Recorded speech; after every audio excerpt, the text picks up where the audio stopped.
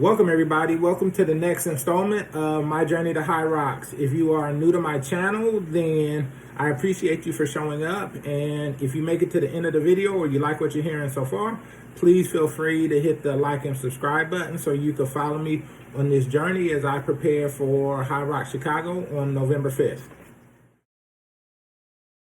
Dear me, 3 to 6 months. Watch how I make you proud.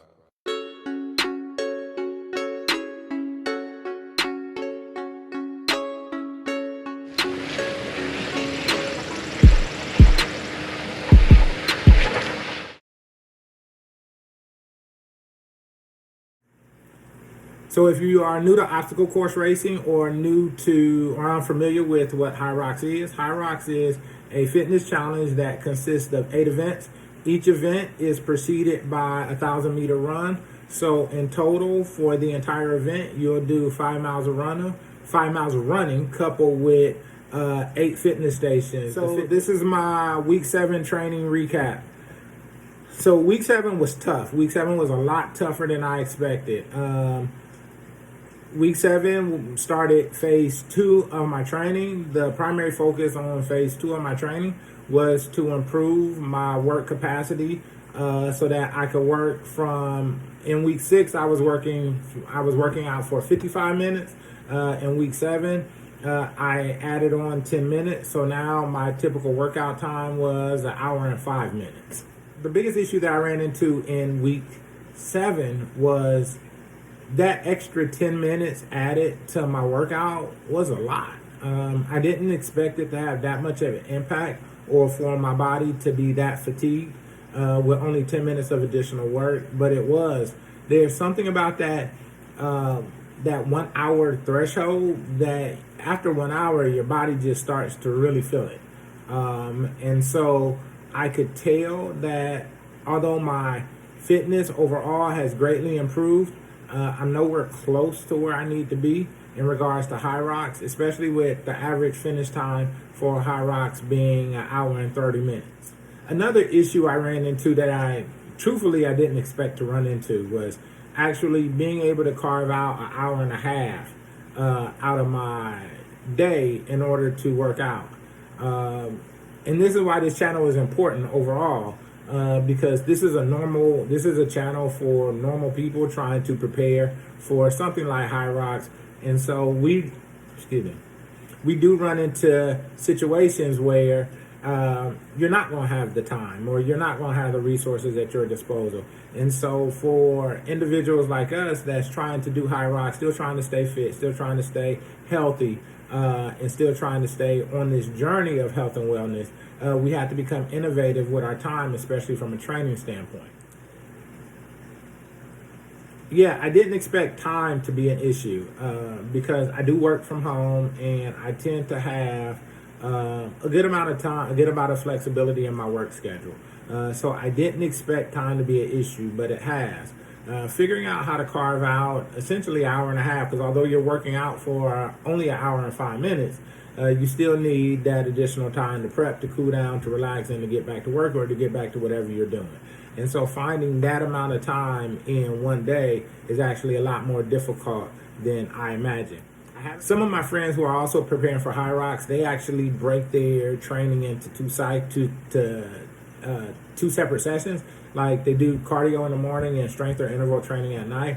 I may end up having to do that, but I don't want that to be my first option because I question in the long term how efficient that is. For example, I need to be able to work for approximately 1 hour and 30 minutes. Hyrox is not breaking up their training session, so I'm wondering if that is the most efficient approach. It may be the approach that we end up having to go with just because with time being a scarce resource, you have to get it in no matter what.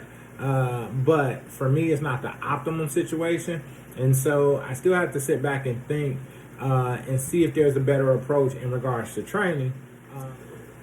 Another issue that I ran into was just work capacity. Again, I didn't expect an additional 10 minutes of working out to have that much of a fatigue on my body, but it has.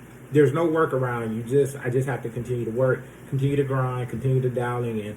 and continue to hammer my body to the point where I can handle an hour and 5 minutes of training.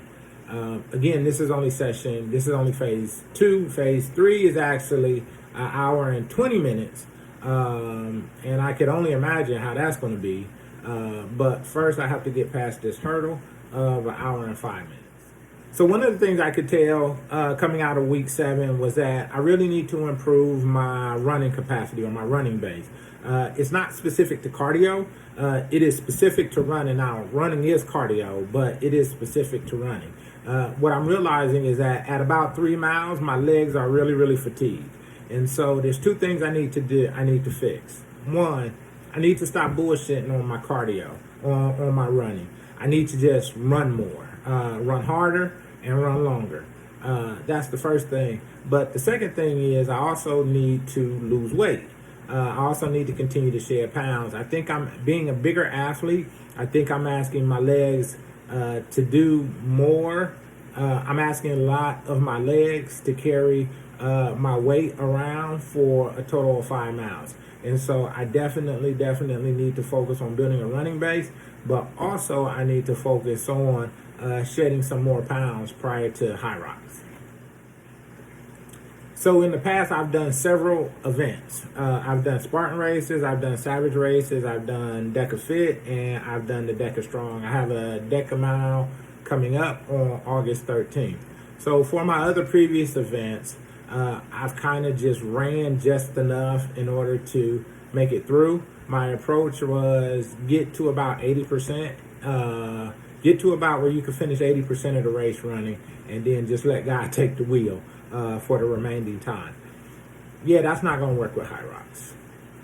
The reason why that's not going to work for Hyrox is because for Hyrox, for a Deca Fit, you're running for essentially a 5K. But for Hyrox, you're running for 5 miles. You can't bullshit your way through 5 miles. I mean, it's just not going to work. And so I definitely need to dial in and focus and improve my running base specifically. Overall, I'm pretty excited with where I am in regards to week 7. I could definitely see the changes starting to happen from a health and wellness standpoint, but also from a physique standpoint. So that's it for me for week 7. I don't have anything else until week 8. Peace, love, and soul. And I see you guys on week 8. I didn't sound anything like Don Cornelius when I said that, but let's just let that go. All right, I see you guys on week 8. Peace.